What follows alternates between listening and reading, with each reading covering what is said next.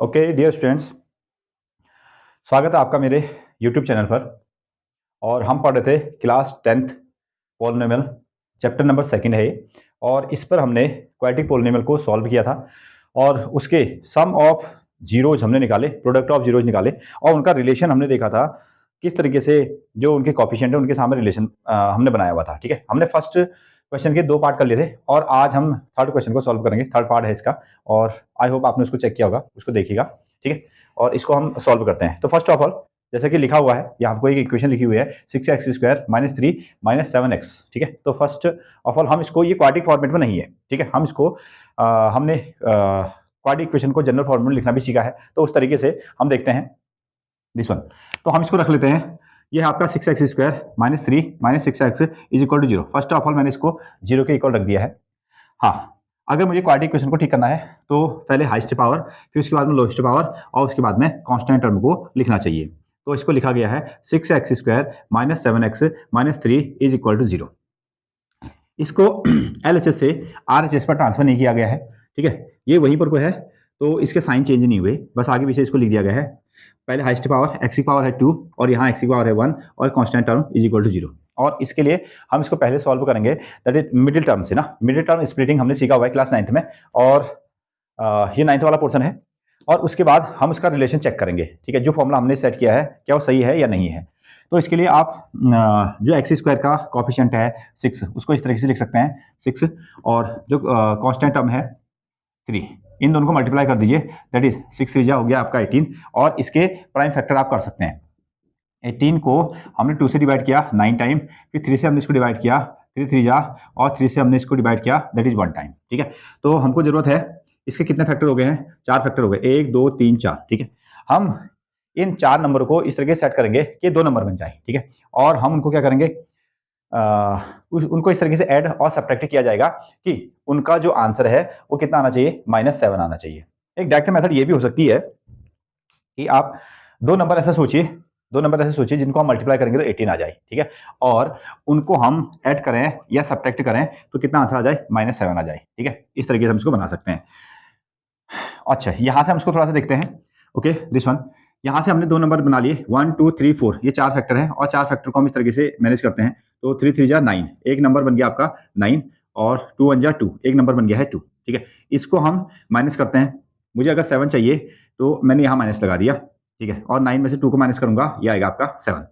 हाँ, मैं इसको इस तरीके से यहाँ पर लिखूंगा 6x² माइनस जो 7 है, 7 को लिखा जा रहा है 9 - 2, 9 - 2 दैट इज x - 3 = 0। हमने ऐसा बना दिया। अब इसमें माइनस से मल्टीप्लाई कर दीजिए और x से भी मल्टीप्लाई कर दीजिए। तो 6x² minus 9x minus minus plus that is 2x - 3 = 0। ये मिल गया।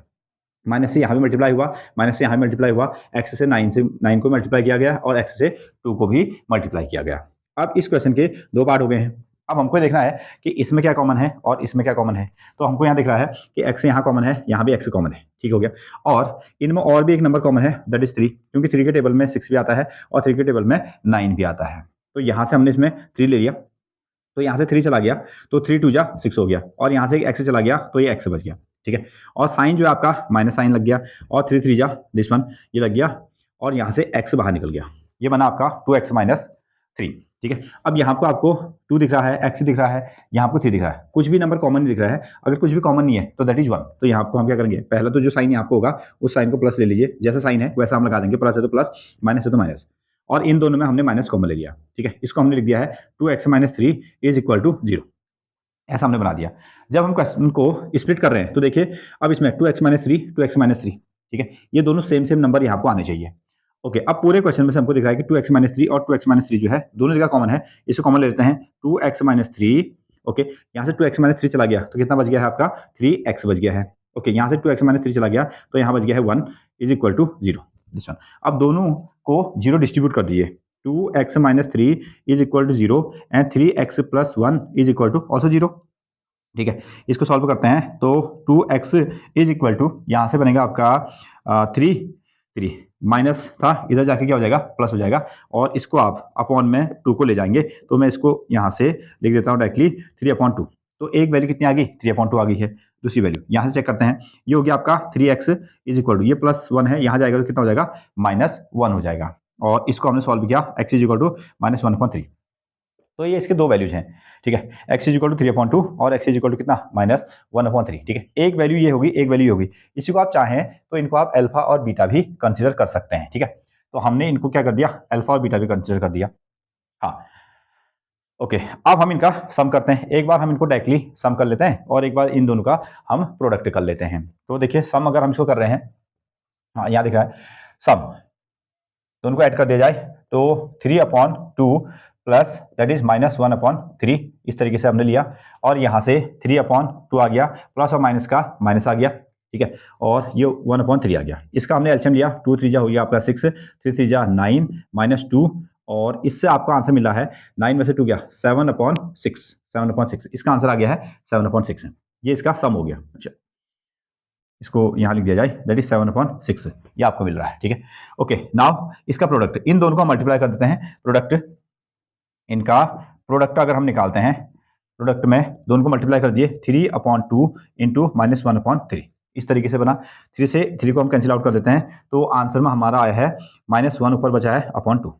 इस तरीके से हमने मिडिल टर्म से इसको स्प्लिट किया और इसके दो आंसर निकाल के लेके आए। इसको हम एक्स और इसको हम अल्फा और इसको बीटा कह सकते हैं। और यहाँ फिर हमने इन दोनों को ऐड किया तो इसका आंसर आ गया आपका 7/6, और इसका जो प्रोडक्ट है वो आ गया आपका -1/2। अब हम आते हैं इसके मेन क्वेश्चन पर, जहां हमने जो 10th में हमने क्वाड्रेटिक इक्वेशन के सम ऑफ रूट्स, डायरेक्टली हम इक्वेशन में जाकर सम ऑफ रूट्स किस तरीके से निकाल सकते हैं और प्रोडक्ट ऑफ रूट्स किस तरीके से निकाल सकते हैं। तो फर्स्ट ऑफ ऑल, आप जब भी क्वेश्चन को सॉल्व करेंगे तो क्वाड्रेटिक इक्वेशन यानी कि जनरल इक्वेशन उसकी आप लिख लीजिएगा। और जनरल इक्वेशन रहती है ax² plus bx plus c is equal to 0। इस तरीके से आपने इसको जनरल इक्वेशन लिखी, और उसके साथ में अब जो आपके पास में इक्वेशन ना उसको लिख दीजिएगा, ठीक है। 6x² minus 7x minus 3 is equal to 0, ये आ गया। अब दोनों का कंपेयर कर लीजिए। सो ए की वैल्यू कंपेयर करने पर a इज इक्वल टू कितना मिल रहा है, 6 मिल रहा है, b इज इक्वल टू मिल गया आपका -7 and c is equal to हो गया आपका -3, इस तरीके से। और सम ऑफ रूट्स, इसके जो रूट्स हैं वो अल्फा और बीटा कहते हैं, ठीक है। सम ऑफ रूट्स जिसको हम अल्फा बीटा कहते हैं, आप सीधे sum of roots which is alpha plus beta, दोनों को जोड़ दीजिए और फॉर्मूला था आपका -b/a। ओके, यहाँ आपको वैल्यू रख लेते हैं, वैल्यू पुट कर की जाए। ये माइनस जो है ये फॉर्मूले का है माइनस, और b की वैल्यू यहाँ से मिल गया आपको -7 और ओवर 3 a है, और a की वैल्यू कितनी है 6 है। तो ये बन गया आपका माइनस और माइनस कितना हो जाएगा, प्लस हो जाएगा, माइनस माइनस प्लस हो जाएगा, और साथ में बनेगा आपका 7/6 मीन्स अल्फा और बीटा, ये आपको आंसर मिलता है 7/6, जो डायरेक्टली हमने फॉर्मूले से बना दिया। और यहाँ भी हमने इसको हमने सॉल्व किया और यहाँ से भी आंसर कितना आया था, 7/6 आया था। नाउ हम निकालते हैं इसका product. Next one is product in दोनों को मल्टीप्लाई करना है, that is alpha into beta करना है, और ये बनेगा आपका C/A। ये फॉर्मूला हमने देखा हुआ है।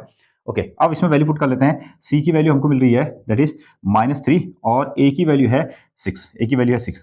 इसको हम छोटा फ्रैक्शन बना सकते हैं, और ये बनेगा आपका 3 से इसको काट दिया 1 टाइम और 3 से इसको कैंसिल आउट किया, दैट इज 2 टाइम। तो alpha into beta is equal to -1/2, ये आपको वैल्यू मिल रही है। और सेम वैल्यू आपने यहाँ से फैक्टर करके भी निकाला था, -1/2, दोनों की वैल्यू सेम आई। तो ये हमारे पास में थर्ड क्वेश्चन है, और नेक्स्ट क्वेश्चन को नेक्स्ट वीडियो में करेंगे। तो तब तक के लिए थैंक यू वेरी मच, और इसको आप लाइक कीजिए, शेयर कीजिए, और कोई क्वेरी है तो इसमें कमेंट आप कर सकते हैं। Thank you.